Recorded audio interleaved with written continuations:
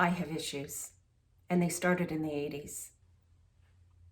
This was the first big purchase that would lead to a whole evolution of purchases and obsession. Stay tuned and hear all about it.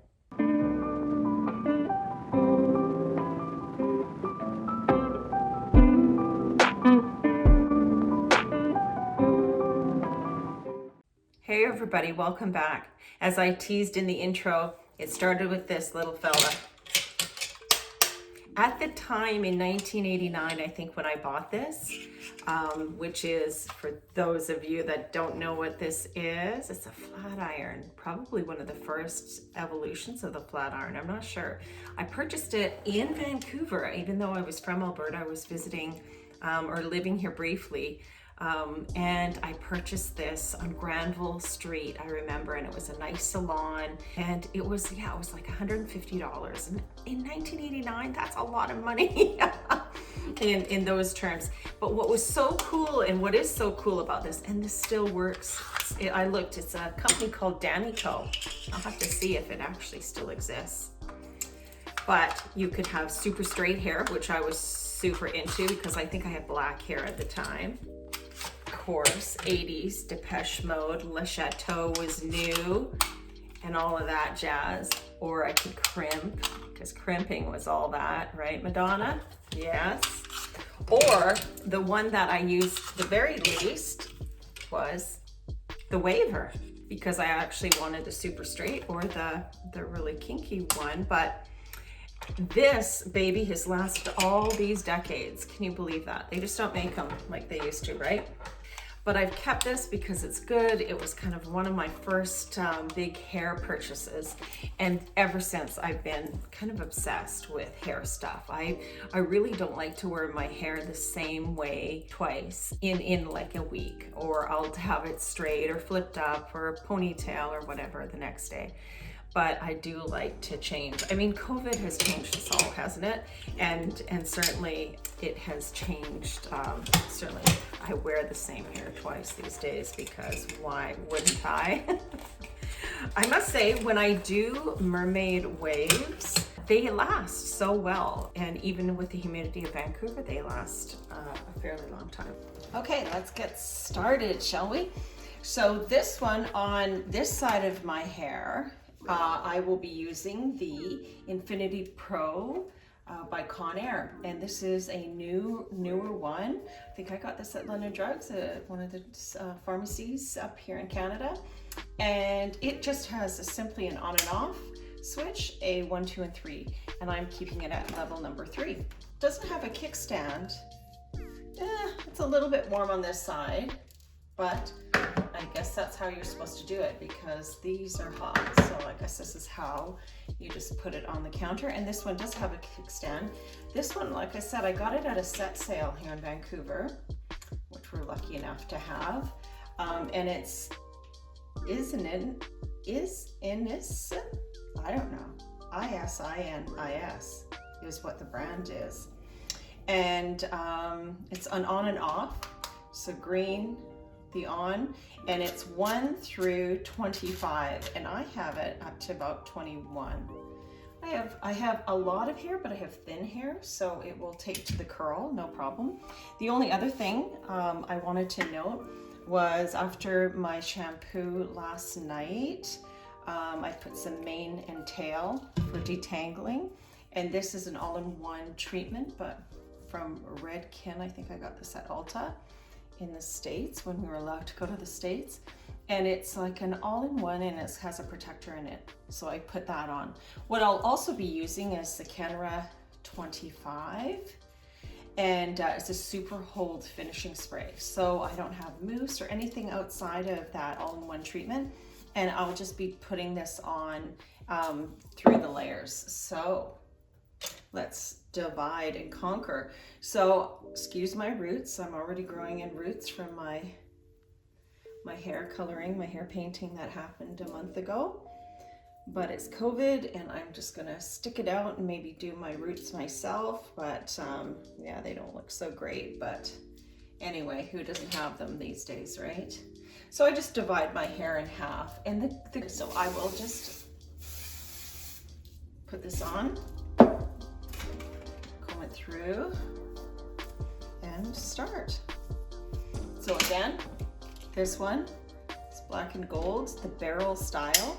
I'm going to use on my left side. So, and I am doing this up and down. Now the reason I do it up and down is I like the look better. And I guess as you get to know and use these type of tools, you'll see which way you like it. You can either have it very linear looking when it's done, or really just 10 seconds and you move it. Or you can have it vertical, which it lays differently because of the way the curvature of the head and the hair. So it actually doesn't look so lined, so many lines in it. It looks more natural than it does, less it looks styled. But sometimes I actually like that, because I remember doing it for a wedding and I wanted those lines. I wanted those lines almost like an old-timey hairdo, which was the look I was going for. More of a classic kind of finger pinching, I think they called it. I used to actually have some of those from the 1920s or 30s. They were antique and I'm so mad I got rid of them. Oh well, that's in life. Sometimes you just think, I can't keep everything. I actually got them as an antique and they were so cool because they actually made it look like the finger waves. They pinched, you gelled your hair and you pinched it. Okay, so I'm just gonna go through and do this. Put the music on.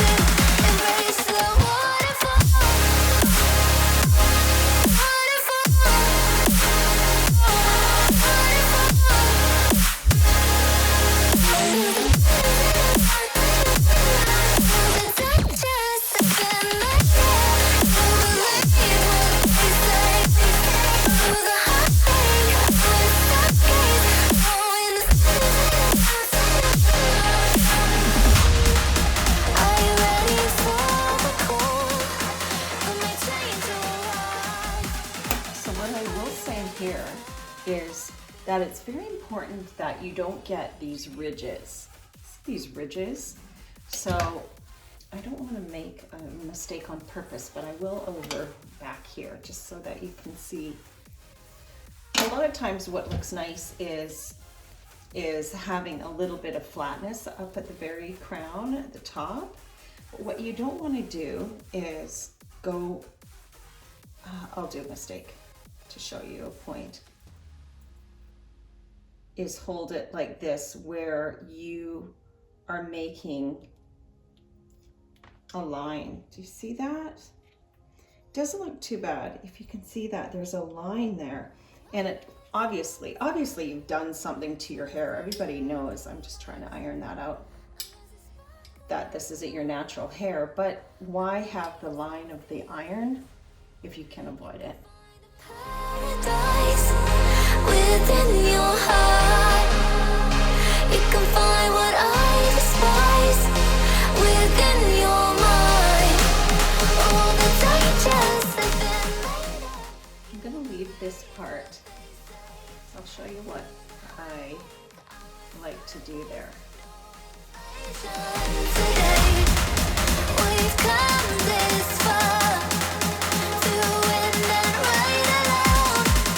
So take your chances to embrace the waterfall.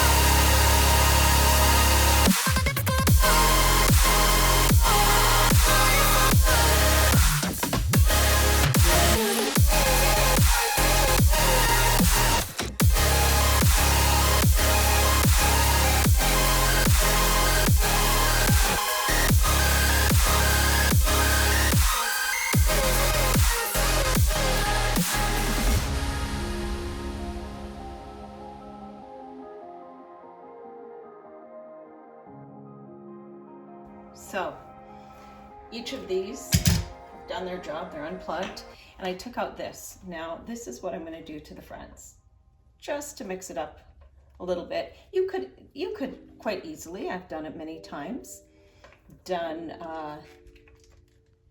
the curl, the mermaid wave, all the way to the edge like this, but I find this is quite nice. Is this hot enough? And this is called a skinny curl. Skinny, long, tubular. Let's see. And there's just something about it that kind of just finishes it off nicely, especially around your face.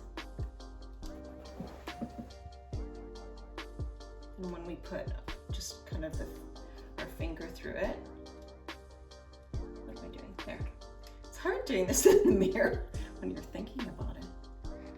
I do this just naturally any other time. So that's probably, I don't know, a 1 1/4 inch barrel, the big barrel. And this is my problem. I have so many hair products that when we were redoing this house, I was overjoyed with the fact that I finally got to get off of the floor from doing my hair and having all my hair products like stuffed under the bed, or I think I was close to 40 when I got to finally sit at a vanity. I got to design this vanity, which by the way, I just burnt with, that's a good point. I burnt my wood top. Usually I put these things on marbles, so I never have had to deal with this, but darn it. It can be repainted, but still. But I actually got to build this vanity with a cabinet maker. And one of my requirements was, of course, all of my hair products. So she actually we measured my curlers, and I'll show you shots of that. But actually I have 2 different blow dryers. I have curling iron, flat irons, all 3 of these items. 4 of these items are in there, so they all fit in there nicely. So there is the look, and there are the 2 different sides. Now, I mean, if you look at these 2 different sides, one's a little bit softer and the one's a little bit more of a zigzag. So the zigzag one is more this one. But I do wonder if I put higher heat on this and really pressed the hair in and pushed it closed, whether I could have had a bit of a different look. So and I'll tell you, by tomorrow, it probably will look very similar to the same. I'm sure some of this will actually fall out, and maybe I'll just redo this. It's a little bit weak. And usually these curls somewhat look like the same, and you can always do more of these throughout the hair to make it really mixed in, like about here. This is the fun of hair though, right? You can do it. It's like an art. And then when you get to the bottom, let it go, even it out, just to mix this in. I mean, I guess on this side it doesn't look as good as this one does, because this one kind of mixes in with the waves of what I'm doing here, where this one is more of a zigzag, so you can actually see the 2. But like I said, my hair usually falls a little bit anyway. And there you have it. The challenge of mermaid curlers.